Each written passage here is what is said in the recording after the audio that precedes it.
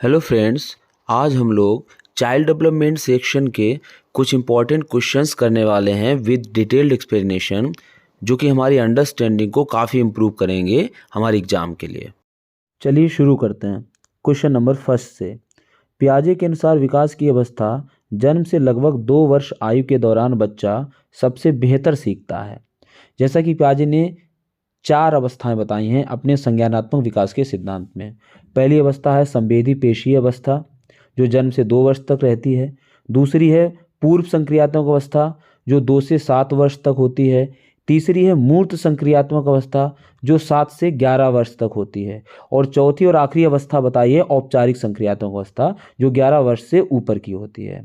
तो इसमें कहा गया है कि जन्म से 2 वर्ष तक की जो आयु का बच्चा होता है वो किस तरीके से सीखता है, तो हो जाएगा इंद्रियों के प्रयोग द्वारा। ऑप्शन नंबर सी हो जाएगा, क्योंकि पहली जो अवस्था होती है इसमें बच्चा अपने सेंसेस के माध्यम से सीखता है।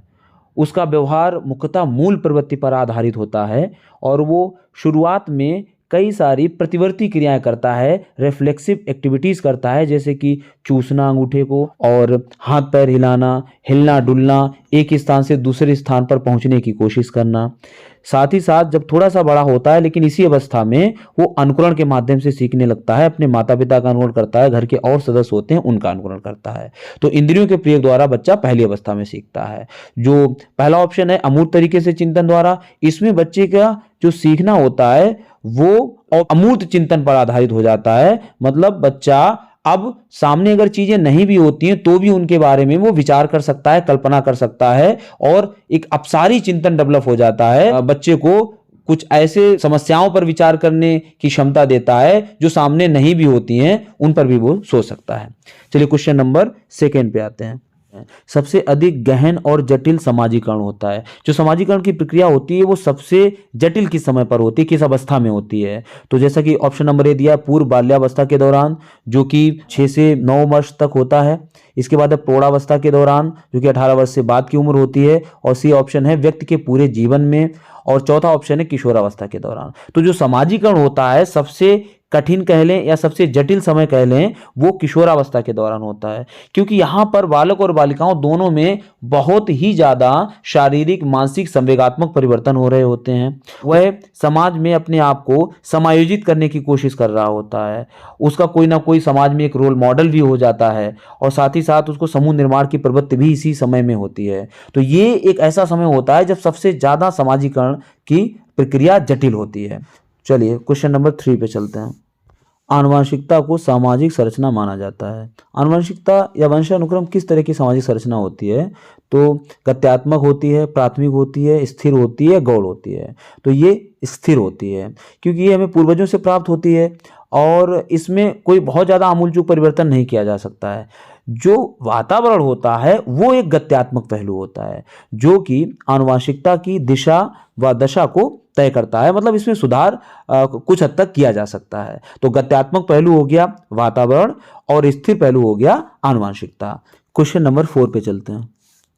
सीखने का वह सिद्धांत जो पूर्ण रूप से और केवल अवलोकनीय व्यवहार पर आधारित है। सीखने के सिद्धांत से संबंध है, मतलब किस सिद्धांत से संबंधित है? जो अवलोकनीय व्यवहार पर आधारित होती है लर्निंग। तो अवलोकन द्वारा किस सिद्धांत में सीखा जाता है? व्यवहारवादी, संरचनावादी, संज्ञानवादी या विकासवादी? तो यहां पर ऑप्शन हो जाएगा ए, व्यवहारवादी। आप भी जानते हैं व्यवहारवादी जो जो भी मनोवैज्ञानिक थे, जैसे कि वाटसन हुए, सीएल हल हुए, स्किनर हैं और थॉर्नडाइक हैं, पावलॉव हैं, इन सभी के सिद्धांतों में आप एक बात कॉमन पाएंगे कि इन लोगों ने उद्दीपक अनुक्रिया पर जोर दिया है। मतलब या तो उद्दीपक को पहले प्रस्तुत किया जाता है, उसके बाद प्राणी अनुक्रिया करता है, या अनुक्रिया के बाद उसको उचित उद्दीपक दिया जाता है। तो इन सभी सिद्धांतों में जो मेन बात कही गई है, तो कहा गया है कि प्राणी को समझने के लिए उसके शरीर के कार्य, चेष्टाएं या बाहरी क्रियाओं को देखना या समझा जाता है। अर्थात अवलोकनीय व्यवहार पर आधारित होता है व्यवहारवादियों में जो अधिगम होता है वह। ठीक है। दूसरा है संरचनावादी। अगर हम संरचनावाद की बात करें तो ये सबसे पहला संप्रदाय था जिसके जो प्रवर्तक थे वो विलियम वुंट थे व टिचनर इनके ही शिष्य थे। इन दोनों लोगों के द्वारा ये चलाया गया संप्रदाय था संरचनावादी। इन लोगों ने 1879 में जर्मनी के लिपजिंग शहर में प्रथम मनोवैज्ञानिक प्रयोगशाला की स्थापना भी की थी।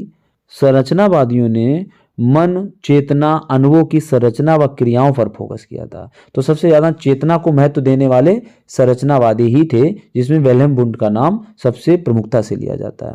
अगला ऑप्शन है संज्ञानवाद।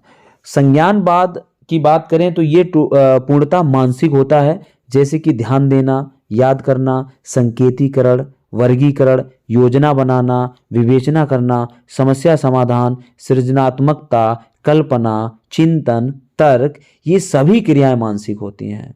ये संज्ञानवाद के अंतर्गत आती हैं, जिसमें जो प्रमुख मनोवैज्ञानिक हैं वो जीन पियाजे जी हैं, वाइगोस्की हैं। ये सभी संज्ञानवादी मनोवैज्ञानिक बोले जाते हैं। अगला ऑप्शन है विकासवादी। विकासवादी, अगर हम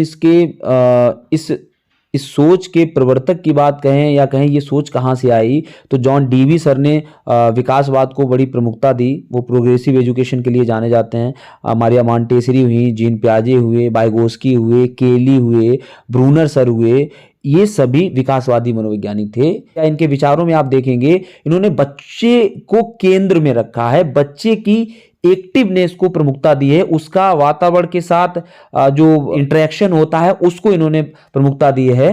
तो ये विकासवादी मनोवैज्ञानिक थे। चलिए क्वेश्चन नंबर अगले पे चलते हैं। निम्नलिखित में से कौन सा समझ के लिए शिक्षण को प्रदर्शित नहीं करता है? कहा जाता है कि जो भी शिक्षण हो वो समझने पर आधारित हो, बच्चा उस बात को समझे। तो कौन सा, ये चारों में से कौन सा ऐसा पॉइंट है जो समझ के लिए शिक्षण को प्रदर्शित नहीं करता है? पहला देखते हैं, समानता और अंतर देखने और सादृश्यता स्थापित करने के लिए विद्यार्थियों की सहायता करना। तो ये तो सही है, अगर बच्चे अंतर कर पा रहे हैं, समानता को देख पा रहे हैं और इसमें बच्चों की हेल्प की जा रही है, तो ये तो समझ के लिए शिक्षण ही हो गया, बच्चे इस बात को समझेंगे। दूसरा ऑप्शन है विद्यार्थियों को एकांकित तथ्यों और प्रक्रियाओं को याद करने के लिए योग्य बनाना। तो हम बच्चे को तथ्य या प्रक्रियाएं याद कराने या रटाने के लिए नहीं बैठे हैं, हम बच्चों की समझ डेवलप कर रहे हैं, ना कि कुछ उनको मशीन की तरह उनके अंदर भर रहे हैं। अगला ऑप्शन है सी, परिघटना या अवधारणा को अपने शब्दों में व्यक्त करने के लिए विद्यार्थियों को कहना। देखिए, जब भी बच्चा किसी भी घटना या परिघटना को अपने शब्दों में व्यक्त करता है तो वो अपसारी चिंतन कर रहा होता है, मतलब वो खुद सोच रहा होता है, तो दैट मीन्स वो समझ रहा होता है, तभी वो सोच पाएगा।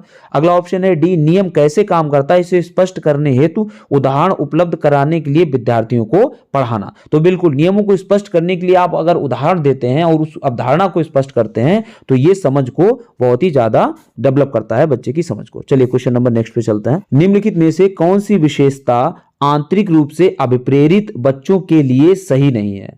बच्चे अगर आंतरिक रूप से प्रेरित होते हैं तो कौन सी ऐसी चीज है, विशेषता है जो उनके लिए सही नहीं है? वे कार्य करते समय उच्च स्तर की ऊर्जा प्रदर्शित करते हैं, तो ये तो अच्छी बात है। वे चुनौती भरे कार्यों को पसंद करते हैं, बिल्कुल सही बात है, एक अप्रेरित बच्चा चुनौती भरे कार्यों को पसंद करेगा। अगला, ये हमेशा सफल होते हैं, और अगला है उन्हें कार्य करने में आनंद आता है। अप्रेरित बच्चे को कार्य करने में आनंद आएगा। अगर आप अंदर से मोटिवेटेड हैं, इंटरनल मोटिवेटेड हैं, तो आप कोई भी कार्य करेंगे तो आपको बहुत ही आनंद भी आएगा और उसको आप पूरे मन से करेंगे। जो ऑप्शन सी है, ये हमेशा सफल होते हैं। देखिए, कभी नहीं कहा जा सकता है कि मोटिवेटेड अगर आप हो तो आप हमेशा सफल ही होगे, सफलता इसकी गारंटी नहीं है। हाँ, इतना जरूर है कि जो आप काम करेंगे पूरे मनोयोग से करेंगे, आप उसमें सफल होते हैं असफल होते हैं वो एक अलग विषय है। तो इसीलिए इसका ऑप्शन हो जाएगा सी। चलिए क्वेश्चन नंबर 7 पे चलते हैं।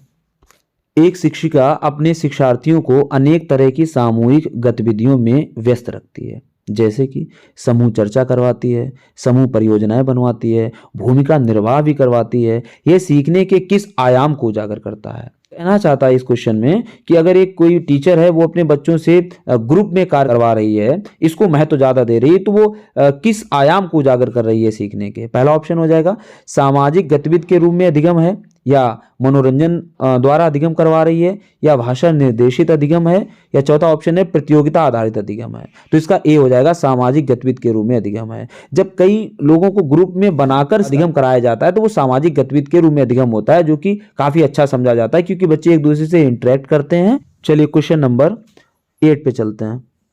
छोटे विद्यार्थियों में निम्नलिखित में से कौन सा लक्षण पठन कठिनाई का नहीं है?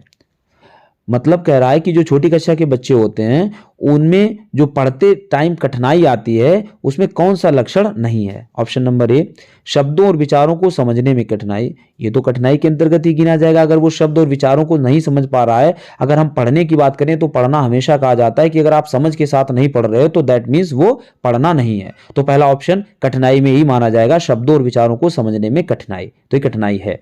दूसरा है सुसंगत बर्तनी में कठिनाई, बिल्कुल ये भी कठिनाई के अंतर्गत आएगा अगर वो बर्तनी में सुसंगत तरीके से नहीं देख पा रहा है। सी है वर्ण एवं शब्द पहचानने में कठिनाई, ये तो बिल्कुल प्राइमरी प्रॉब्लम मानी जाएगी अगर वो वर्ण ध्वनि या शब्द को नहीं समझ पा रहा है। चौथा हो जाएगा पठन गति और प्रवाह में कठिनाई। देखिए छोटे बच्चे के लिए कतई मैंडेटरी नहीं है कि बहुत ही स्पीड से पढ़े या प्रवाह के साथ पढ़े, वो आप अपनी एक नेचुरल स्पीड में पढ़ सकता है, तो ये पठन कठिनाई नहीं है। अगला चलते हैं क्वेश्चन नंबर 9 पे। कक्षा परीक्षणों में अच्छा प्रदर्शन करने में एक बच्चे की असफलता हमें किस विश्वास की तरफ ले जाती है? ये क्वेश्चन कहना चाहता है कि कक्षा परीक्षणों में अच्छा प्रदर्शन करने में, जो कक्षा में छात्र अच्छा प्रदर्शन करते हैं उसमें एक बच्चा अगर असफल होता है तो हमें किस विश्वास की ओर ले जाती है, हमें क्या सोचने के लिए मजबूर करती है? ऑप्शन नंबर ए है आकलन वस्तुनिष्ठ है तथा असफलताओं को स्पष्ट रूप से पहचानने के लिए इसका प्रयोग किया जा सकता है। नहीं, ये बात तो गलत है। आकलन वस्तुनिष्ठ है और हम किसी को यही डिसाइड कर देगा आकलन कि कोई बच्चा सफल हो रहा है असफल हो रहा है, तो ये उसको स्पष्ट रूप से पहचान जाएगा। नहीं, ये बात गलत है। अगला है पाठ्यक्रम शिक्षण पद्धति तथा आकलन प्रक्रियाओं पर विचार करने की आवश्यकता। देखिए कहा जाता है कि अगर एक छात्र असफल होता है तो उसके पीछे का पूरा सिस्टम असफल होता है, इसीलिए ऑप्शन बी हो जाएगा। क्या हो जाएगा? पाठ्यक्रम शिक्षण पद्धति आकलन प्रक्रिया पर विचार करने की आवश्यकता है। मतलब आपको सोचना है, मतलब हम लोगों को सोचना है कि अगर बच्चा सही से सफल नहीं हो रहा है तो उसके पीछे जो हमारा पूरा ढांचा है शिक्षण पद्धति का उसमें कुछ सुधार करने की आवश्यकता है, यही ऑप्शन सही हो जाएगा। अगला कुछ बच्चों को अनुत्तीर्ण होना ही है, ये तो बिल्कुल गलत बात है, ऐसा तो नहीं होता है। बच्चे कुछ निश्चित क्षमताओं और कमियों के साथ पैदा होते हैं, इसका इस क्वेश्चन से कोई लेना देना नहीं है। चलिए क्वेश्चन नंबर 10 पे चलते हैं। निम्नलिखित में से किस कथन को सीखने के लक्षण के रूप में नहीं माना जा सकता है? तो कौन सा ऐसा कथन है जो सीखने का लक्षण नहीं है? पहले तो सीखना क्या होता है? सीखने के बारे में कहा जाता है, एक जनरल डेफिनेशन की बात करें तो अभ्यास, प्रशिक्षण व अनुभव के द्वारा व्यवहार में जो स्थायी परिवर्तन आता है उसे ही हम अधिगम कहते हैं। अभ्यास के द्वारा आए या प्रशिक्षण के द्वारा आए या किसी अनुभव से आप कुछ भी अपने व्यवहार में परिवर्तन लाते हो तो वो सीखने या लर्निंग के अंतर्गत आता है। तो कौन सा लक्षण नहीं है? पहला देखते हैं, व्यवहार का अध्ययन सीखना है। हम किसी के व्यवहार का अध्ययन अगर करेंगे तो वो सीखना नहीं हो सकता, यही पॉइंट है जो गलत है। व्यवहार का अनुकरण करके सीखा जाता है, ना कि व्यवहार का अध्ययन करके। अगला है बी, अनअधिगम यानी अनलर्निंग भी सीखने का एक हिस्सा है। ये बिल्कुल सही है, इसको याद भी रखना, ये पॉइंट बड़ा इंपॉर्टेंट है। लगेगा कि ये गलत बात है लेकिन ये सही है। अगर अनअधिगम लिखा है तो वो भी सीखने का ही एक हिस्सा माना जाता है। अगला है, सीखना एक प्रक्रिया है जो व्यवहार में मध्यस्थता करती है। बिल्कुल व्यवहार में मध्यस्थता करती है, आपका व्यवहार सीखने पर डिपेंड करता है। फोर्थ ऑप्शन है, सीखना कुछ ऐसी चीज है जो कुछ अनुभवों के परिणाम स्वरूप घटित होती है। ये तो परिभाषा ही कहती है कि आप अनुभव के माध्यम से ही सीखते हैं, तो ये भी सही पॉइंट है, तो इसका ऑप्शन ए ही हो जाएगा। क्वेश्चन नंबर 11 की ओर चलते हैं। सिद्धांत के रूप में रचनावाद, क्या है रचनावाद? रचनावाद एक्चुअली विकासवाद कहा जाता है। रचनावाद ही विकासवाद है, जिसके अगर हम प्रवर्तकों की बात करें तो जॉन डीवी सर ने प्रोग्रेसिव एजुकेशन या विकासवादी शिक्षा को बहुत बढ़ावा दिया, जिसमें बच्चों को प्रमुखता दी जाती है, उसकी सोच समझ और उसके अन्वेषणों को महत्वता दी जाती है। बाद में मारिया मॉन्टेसरी जी आई, जीन पियाजे सर ने इस पर बहुत ही विस्तृत सिद्धांत दिया है, वाइगोस्की सर ने दिया है, केली ने दिया है, जे ब्रूनर सर भी इसी विकासवादी विचारधारा के अंतर्गत आते हैं। तो कहा गया है सिद्धांत के रूप में रचनावाद क्या है, बात करते हैं। पहला, सूचनाओं को याद करने और पुनः स्मरण द्वारा जांच करने पर बल देता है। याद करना और पुनः स्मरण द्वारा जांच करने पर बल देता है, ऐसा तो नहीं है। शिक्षक की प्रभुत्वशाली भूमिका पर बल देता है, बिल्कुल बात गलत है। अनुकरण की भूमिका पर केंद्रित है, नहीं। अगर अनुकरण ही कराना होगा तो फिर बच्चे का खुद का दृष्टिकोण कहाँ बाहर आ पाएगा। चौथा है, दुनिया के बारे में अपना दृष्टिकोण निर्मित करने में शिक्षार्थी की भूमिका पर बल देता है, बिल्कुल सही है, क्योंकि ये कहते हैं कि बच्चा एक्टिव लर्नर होता है, बच्चे को एक्टिव मान के चलते हैं। तो फिर फोर्थ ऑप्शन बिल्कुल सही कह रहा है, दुनिया के बारे में अपना दृष्टिकोण निर्मित करने में शिक्षार्थी खुद बाहरी वातावरण के बारे में अपना दृष्टिकोण डेवलप करे और वहां पर तय करे कि उसको क्या करना है, कैसे करना है, तो यही रचनावाद कहता है। ठीक है, क्वेश्चन नंबर 12 पे चलते हैं। सृजनात्मक शिक्षार्थी वह है जो, कौन सा? सृजनात्मक मतलब कुछ नया करने की क्षमता जिस शिक्षार्थी में होती है उसे सृजनात्मक बालक कहते हैं। तो देखते हैं कौन सा शिक्षार्थी होता है। इसका ऑप्शन नंबर ए है परीक्षा में हर बार अच्छे अंक प्राप्त करने की योग्य होना। नहीं, ऐसा तो बिल्कुल नहीं है कि एक सृजनात्मक बालक है तो वो हमेशा अच्छे अंक ही लाएगा। बी देखते हैं, पार्श्व या लेटरल थिंकिंग, चिंतन और समस्या समाधान में अच्छा होना। आगे भी देख लेते हैं, ड्राइंग और पेंटिंग में बहुत विलक्षण होना। ये एक छोटी सी बात है, केवल ड्राइंग पेंटिंग की बात हो रही है। बहुत बुद्धिमान होना नहीं। सृजनात्मकता की बात करें तो ये होता है जब आप लीक से हटकर सोच पाते हैं, कुछ मौलिक सोच पाते हैं, कुछ नवीन सोच पाते हैं, तो कहा जाता है कि आप सृजनात्मक हैं, कुछ नया कर पा रहे हैं। तो पार्श्व चिंतन जो होता है उसको थिंकिंग बियॉन्ड द वे कहते हैं, लेटरल थिंकिंग बोला जाता है। तो यही होता है जब आप कुछ अलग तरीके से नया नवीन मौलिक सोच पा रहे हैं। तो हो जाएगा ऑप्शन नंबर बी इसका सही। चलिए क्वेश्चन नंबर 13 पे चलते हैं।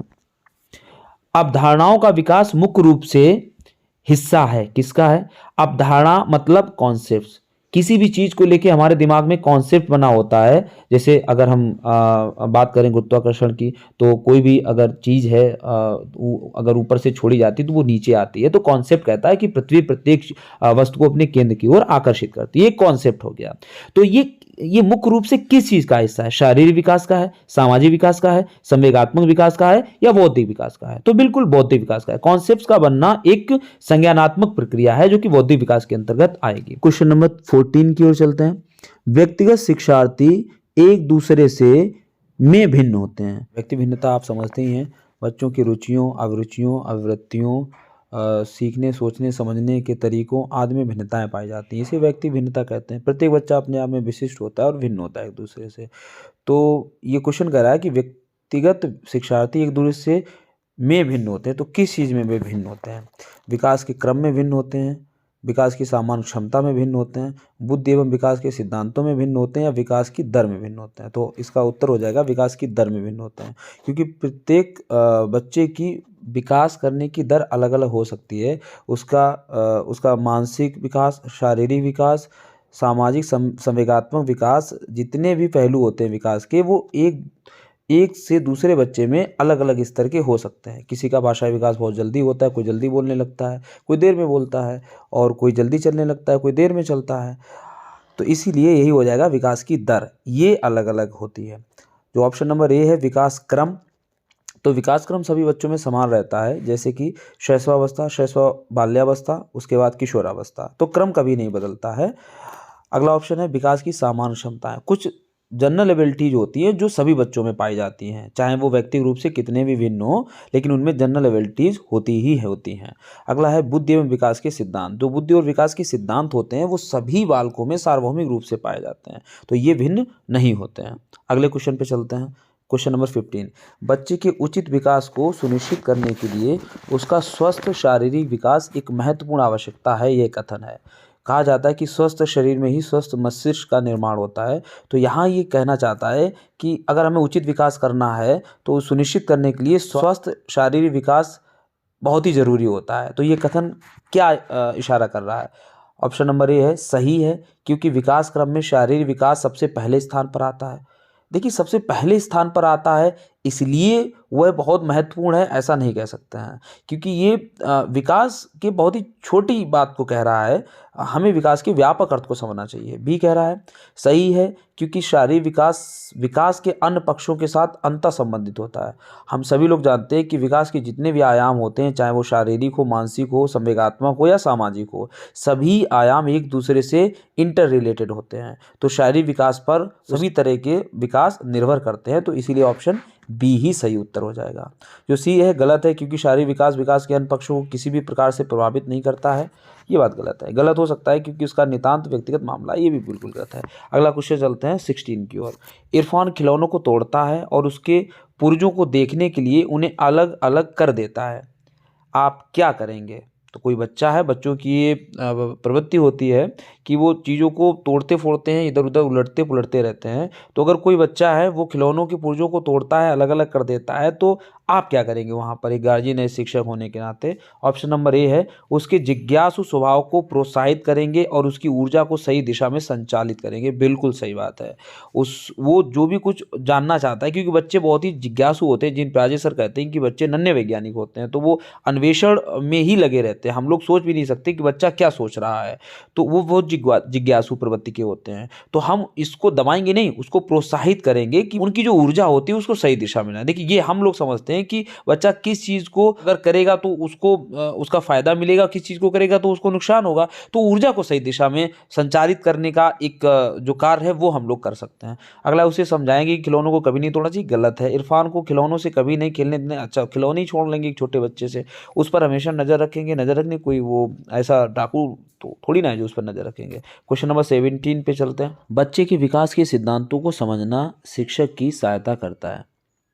तो बच्चे के जो विकास के सिद्धांत होते हैं, अगर एक शिक्षक उनको भली प्रकार समझता है तो वो शिक्षक की किस हिसाब से मदद करता है। विकास के सिद्धांत हम समझते ही हैं, जैसे कि विकास निरंतर होता है। ये विकास के सभी आयाम परस्पर संबंधित होते हैं। अभी हमने बताया था कि चाहे शारीरिक हो, मानसिक हो, संवेगात्मक हो या सामाजिक विकास हो, सभी एक दूसरे से परस्पर संबंधित होते हैं। विकास चक्राकार होता है। वंशानुक्रम और वातावरण का प्रतिफल होता है। समान प्रतिमान का सिद्धांत कहलाता है कि एक जिस तरह की प्रजाति होती है उसके होने वाली संतानें भी उसी तरह की होंगी। समान से विशिष्ट की ओर चलता है। तो ये कुछ विकास के बेसिक थ्योरीज होती हैं। इनको अगर एक शिक्षक समझता है तो उसकी किस तरह से मदद मिलती है। ऑप्शन नंबर ए है शिक्षार्थियों को क्यों पढ़ाना चाहिए, ये औचित्य स्थापित करने में। अगला है शिक्षार्थियों की भिन्न अधिगम शैलियों को प्रभावी रूप से संबोधित करने में। शिक्षार्थी के सामाजिक स्तर को पहचानने में, नहीं गलत है। शिक्षार्थी के सामाजिक स्तर को पहचान के क्या करेंगे हम। शिक्षार्थी की आर्थिक पृष्ठभूमि को पहचानने में, आर्थिक पृष्ठभूमि को पहचानने में भी हमें विकास के सिद्धांतों की कोई आवश्यकता नहीं है। बात करते हैं ए और बी में। शिक्षार्थियों को क्यों पढ़ाना चाहिए, ये औचित्य स्थापित करने में।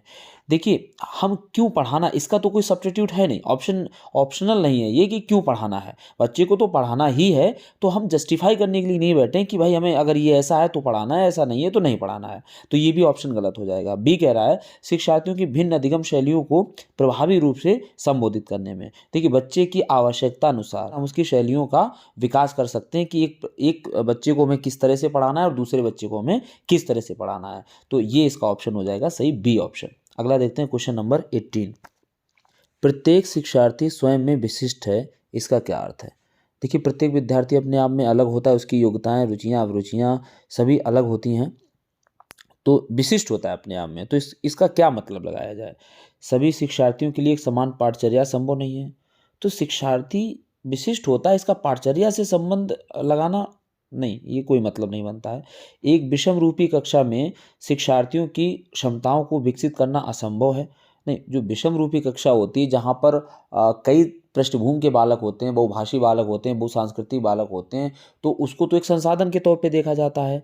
तो ये भी ऑप्शन गलत हो जाएगा। कोई भी दो शिक्षार्थी अपनी योग्यताओं, रुचियों और प्रतिभाओं में एक समान नहीं होते हैं। हमसे सिर्फ अर्थ पूछा गया था कि प्रत्येक शिक्षार्थी स्वयं में विशिष्ट है, इसका अर्थ क्या है। तो इसका यही अर्थ हो जाएगा, कोई भी दो विद्यार्थी या शिक्षार्थी अपनी योग्यताओं, रुचियों और प्रतिभाओं में एक समान नहीं होते हैं, उनमें भिन्नताएं पाई जाती हैं और ये यूनिवर्सल बात है।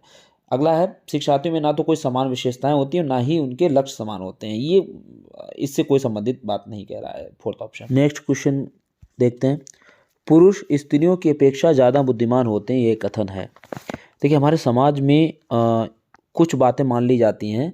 कहा जाता है कि जो बाहर के काम हैं वो लड़के ही करेंगे, जिम जाना है, बाहर आउटडोर गेम्स होते हैं उनको लड़के ही खेलेंगे, और कहा जाता है कि लड़कियां घर पे रहेंगी, घरेलू काम करेंगी।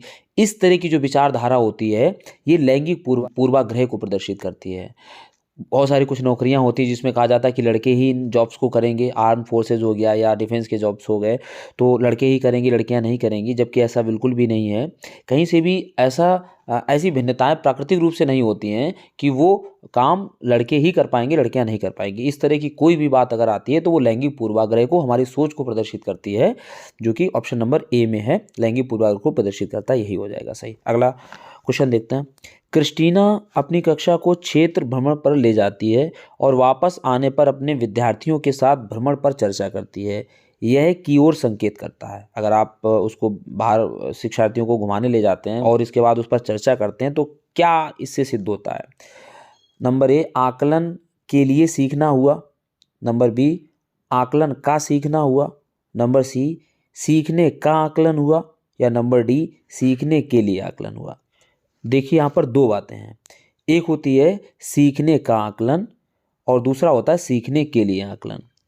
जब आप कुछ सीख चुके होते हो, कुछ कर चुके होते हो और ये पता लगाना होता है कि आपने उस चीज़ को कितना सीखा है, इसका जब हम आकलन करते हैं तो वो कहलाता है सीखने का आकलन, जो कि इस क्वेश्चन में कह भी रहा है कि भ्रमण के बाद उसको चर्चा की जा रही है। तो मतलब वो क्रिस्टीना ये जानना चाहती है कि उसके जो कक्षा के शिक्षार्थी थे उन्होंने वहाँ से क्या सीखा, तो ये सीखने का आकलन हुआ। सीखने के लिए आकलन का मतलब होता है जब हम किसी बच्चे को कुछ पढ़ाना चाहते हैं, कुछ बताना चाहते हैं, तो हम पता लगाते हैं कि वो कितना जानता है, उसके अंदर क्या कमियां हैं, उनको कैसे सुधारा जा सकता है। तो जो पढ़ाने से पहले आकलन किया जाता है वो सीखने के लिए आकलन कहलाता है, और जो पढ़ाने के बाद आकलन किया जाता है वो सीखने का आकलन कहलाता है। नेक्स्ट क्वेश्चन पे चलते हैं। मानव विकास कुछ विशेष सिद्धांतों पर आधारित है, निम्न में से कौन सा मानव विकास का सिद्धांत नहीं है। तो अभी हम लोगों ने मानव विकास के सिद्धांतों की चर्चा की थी, तो इनमें कौन सा मानव विकास सिद्धांत नहीं है। सामान्य से विशिष्ट की ओर, बिल्कुल मानव विकास सामान्य से विशिष्ट की ओर बढ़ता है। इसके बाद प्रतिवर्ती, सेकेंड ऑप्शन कहला प्रतिवर्ती होता है। प्रतिवर्ती का मतलब होता है पुनः प्रारंभ करना। देखिए विकास अपने आप को कभी पुनः प्रारंभ नहीं करता है, अपने आप को सुदृढ़ तो बनाता है। जैसे कहा जाता है कि शैशवावस्था में शारीरिक विकास बड़ी तीव्र गति से होता है, बाल्यावस्था में स्लो हो जाता है। तो एक्चुअली में जो शैशवावस्था में विकास हुआ होता है उसको वो अपने आप को मजबूत कर रहा होता है। तो स्लो और फास्ट तो होता है लेकिन वापस पुनः नहीं होता है। अगला है निरंतरता, तो ये निरंतर चलने वाली प्रक्रिया है। अनुक्रमिकता पाई जाती है, एक क्रम में रहते हैं विकास के जो भी चरण होते हैं, ये भी बात सही है। नेक्स्ट क्वेश्चन पे चलते हैं। निःशक्त बच्चों के शिक्षा की केंद्रीय प्रायोजित योजना का उद्देश्य है में निःशक्त बच्चों को शैक्षिक अवसर उपलब्ध कराना। ये क्वेश्चन कह रहा है कि अगर बच्चे निःशक्त बच्चा है तो जो केंद्रीय प्रायोजित योजना है वो क्या उसका लक्ष्य है, क्या है कि बच्चों को कैसे शैक्षिक अवसर उपलब्ध कराए जाएं।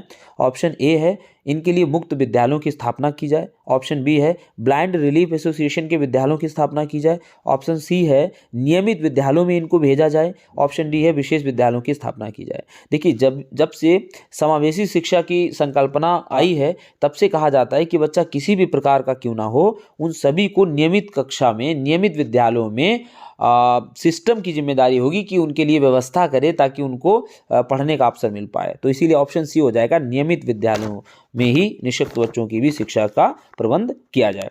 नेक्स्ट क्वेश्चन देखते हैं।